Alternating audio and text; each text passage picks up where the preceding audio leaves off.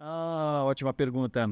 Bom, o ladrão da cruz não frequentou nenhuma igreja, mas nós não podemos dizer que ele seja o modelo para o cristão. Ele é uma exceção. Tem muita gente que vive dizendo: por que que eu tenho que ir para a igreja se algumas pessoas são salvas sem vida de igreja, né?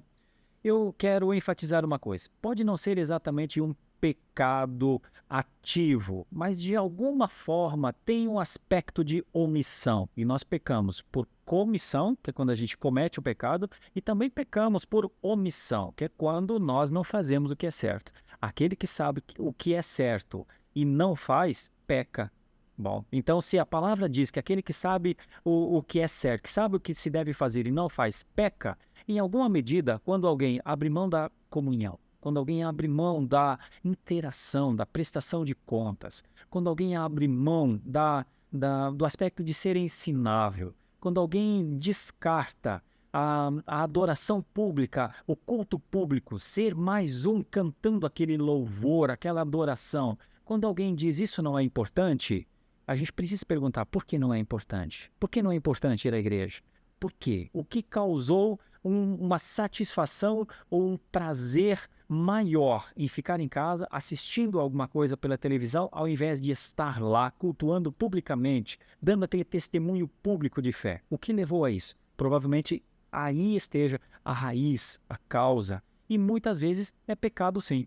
Muitas vezes pessoas não vão à igreja porque se desentenderam com alguém e querem ficar dentro da sua casa onde não vão se desentender com ninguém.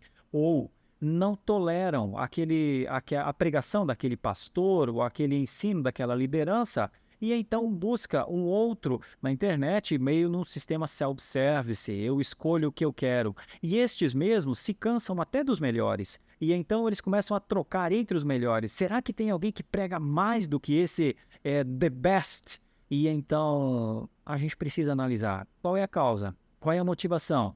Muitas vezes é sim, é o pecado. E um pecado é um possível pecado. Pecado de negar coisas fundamentais.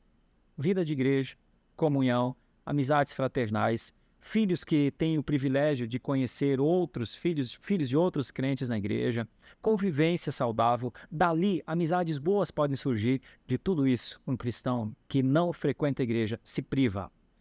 Eu diria que valeria a pena investigar, porque um cristão genuíno faz uma opção pelo conforto da sua sala ao invés de adorar publicamente com o seu povo.